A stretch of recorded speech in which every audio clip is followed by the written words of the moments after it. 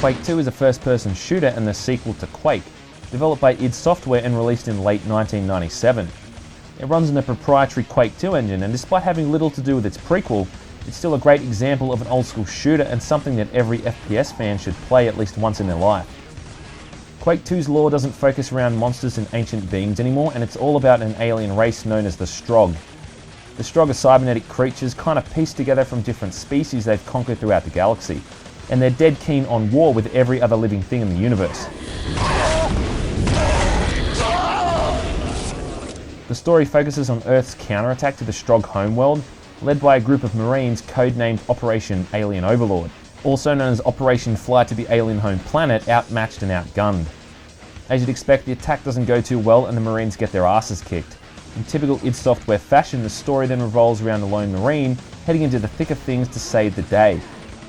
Along the way, he'll have to do everything he can to assist his fellow Marines in putting an end to the Strogg threat once and for all.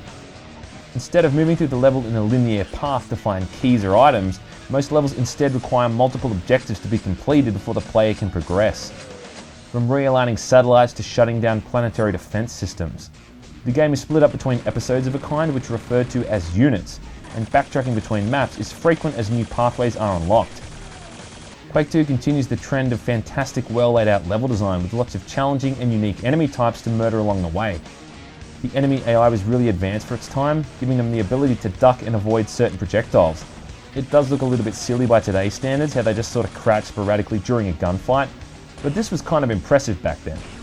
Most of these enemies also have a certain weapon or strategy that works against them more effectively. The weapons themselves are pretty much recycled from Quake I. You've got the shotguns, grenade and rocket launcher, and machine and chain gun, which basically work like the nail and super nail gun respectively. The only real new additions are the Hyper Blaster, which is basically an updated version of the plasma rifle from Doom, and the railgun, a high-powered weapon that most Quake fans are no doubt quite fond of. The railgun takes a bit of time to get used to, but once you've gotten familiar with its fire rate and steadied your aim, it becomes arguably one of the best weapons in the game. Much like Quake I, Quake II's soundtrack runs off an audio CD, which features lots of great metal tracks that amplify the action on screen. It was composed by Sonic Mayhem, who later went on to also work on the soundtrack for Quake III. I don't think I can say a bad word about this soundtrack even if I tried, it's just totally kick-ass.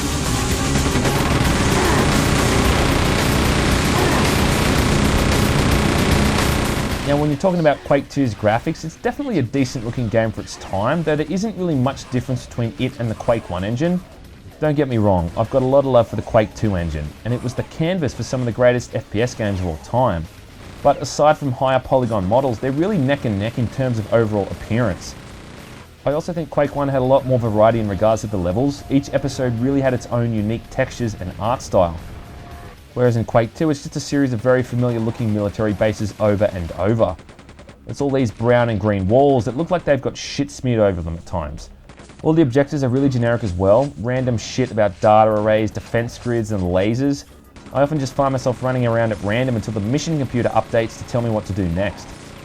This does make sense from the perspective of the story. I mean, Quake II is set on the Strogg homeworld, whereas Quake I is set across multiple dimensions, but it's still something to keep in mind, and does make things seem a little samey.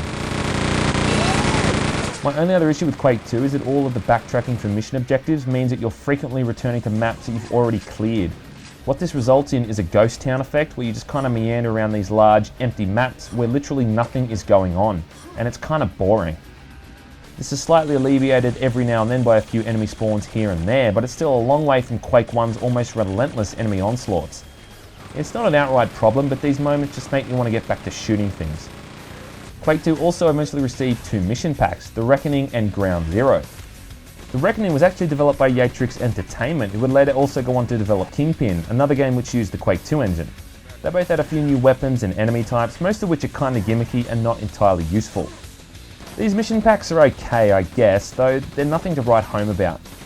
They're pretty decent in terms of length, though you can really tell that they weren't play tested that much, as there's a lot of cheap areas that don't play very well. Yatrix Entertainment royally fucked up with Redneck Rampage, but they've done a really good job with The Reckoning, and I'd have to say that out of the two packs, it's easily the best.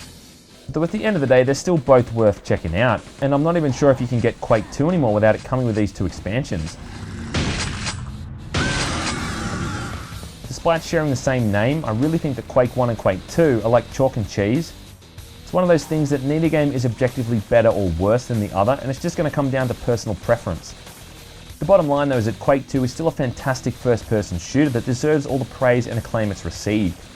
I can still remember people raving about how good the multiplayer mode was back in the day, and I'm sure I'm not the only one who had sleepless nights to matches of action Quake 2 over a dial-up internet connection. It was ported to a few consoles like PlayStation and Nintendo 64, but these are pretty shitty versions to be honest. The best way to play it is on PC with a source port like Direct Quake that lets you run it with OpenGL support and in a modern resolution. This is as simple as dragging an executable into the program folder and double-clicking.